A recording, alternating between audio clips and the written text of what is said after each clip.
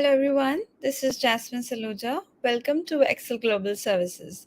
I'm glad that you could join us today for another Migration Hour live session. And we are here with more migration updates for the last 2 weeks. And we at Excel Global Services, we strive to provide you with the right guidance and support in terms of your education and migration needs. So we have achieved remarkable success, having success stories, successful outcomes in an impressive number of visas. And it's not just about numbers, but again, we've received successful outcomes for our partner visas, skill assessments, um, temporary graduate visas, and recently we've launched some dependent visas as well when it comes to student dependent visas, temporary dependent visas, and 491 dependent visas. And with the right documentation process, we've been managed to get grants for most majority of them. And November started on a great note. We had launched 2 weeks ago. We had launched 408 visas in entertainment stream a few days ago, and in just a matter of 2 weeks, we've got the grant for all of them, and it's a great news for us. And today we have our Mara agent, Mrs. Pooja Rawal, with us, and I would like to welcome her to give us some updates in the last 2 weeks. Hello, ma'am. How are you? Thank you, ma'am, for joining us today. Can you please shed some light on the migration updates in the last 2 weeks? Now, in terms of GSM, um, we had invitation round in New South Wales yesterday for 190, and there was also invitation round for 491 last week, and we did have invitation, um, round for Northern Territory for 491 only. They have announced that for 190 they have filled the quota through last year applications, but 491 they will have some rounds.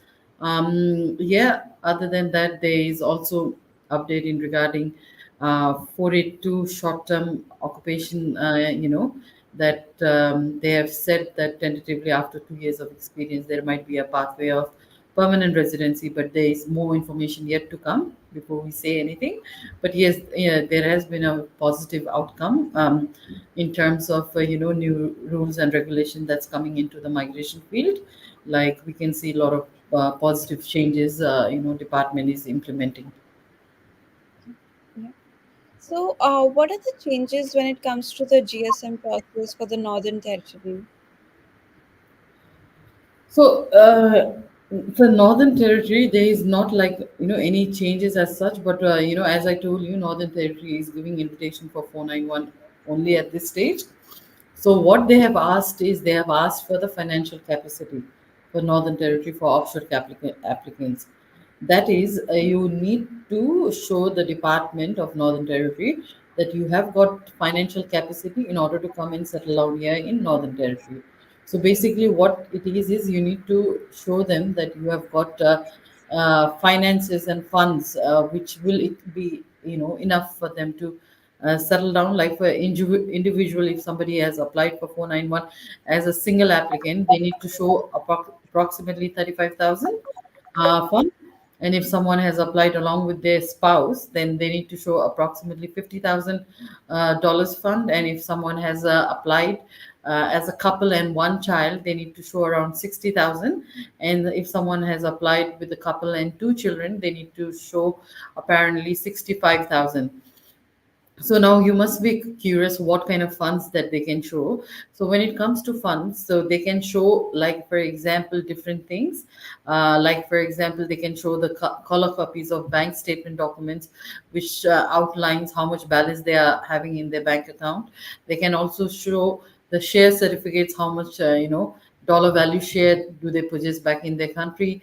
They can also show the property valuation, like how many like properties do they have and what are their weightage in terms of Australian valuation. And also they can show their jewelry evaluation as well.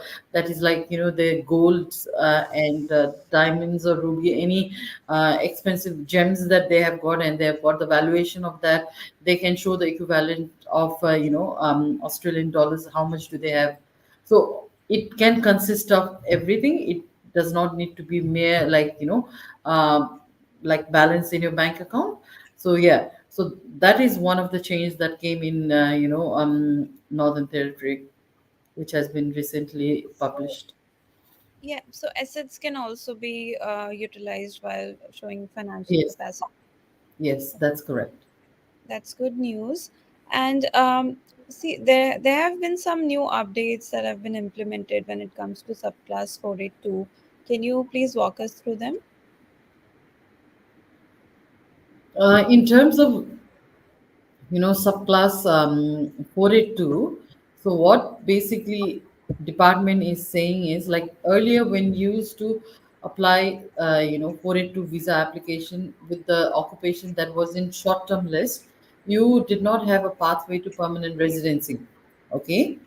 But what recent change, what department has, come up with is, like, they are saying anyone who is being sponsored on 482 for short-term occupation list, there after 2 years of being in 482 for this, occupation, there will be a pathway for permanent residency as well. So, for example, if I've been sponsored by AYZ, restaurant as a cook. So if I'm working for that AYZ restaurant for 2 years, then there might be a pathway which will lead to the permanent residency. Now, this is something they have just announced, but we are yet to wait for the, legal legislations and, laws and all. So once we get more information, we'll come in detail. So at the moment, this is just something that they have said, which is definitely a positive change on the horizon that's coming. So yeah, but there is more information and more details we are yet to, confirm, and then we will bring it out to everyone. Yeah, definitely. There are many 482 holders that struggle after, their visa expires. So this is a good news for them Yeah. when it is implemented. So I think are there like any other updates that were received in the last 2 weeks? Mm, yeah, at this stage, nothing very substantial, but yeah, these are the few changes that was, like, which we uh, noticed. Yes. Yeah. Thank you so much for these answering these questions. And we've actually received a few questions in our inbox, and we'd really like if you could answer them for our viewers. So, question number one is so the partner has a skills assessment, but they do not have the competent English score. Can they claim points for the PR purpose? Sorry.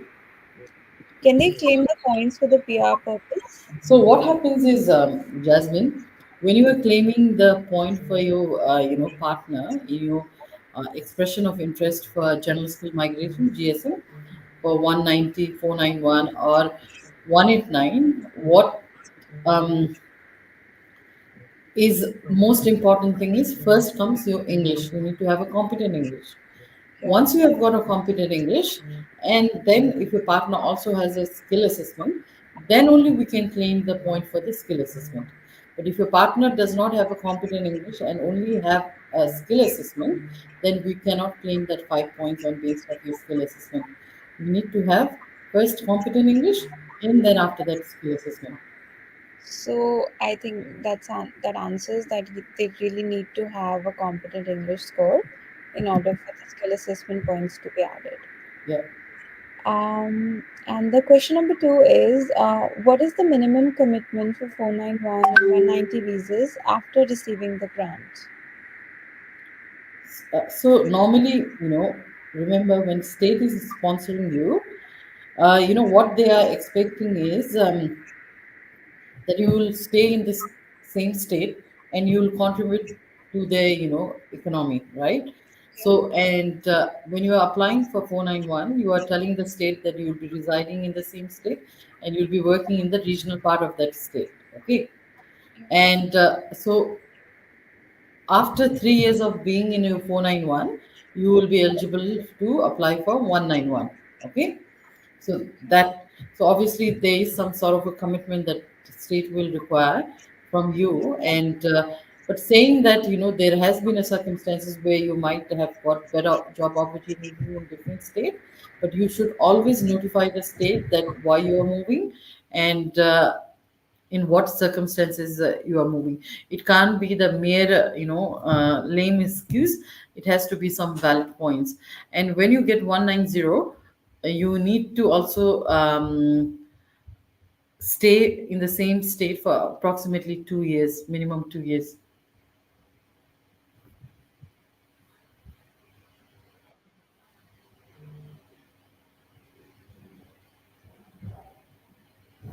You there, Jasmine?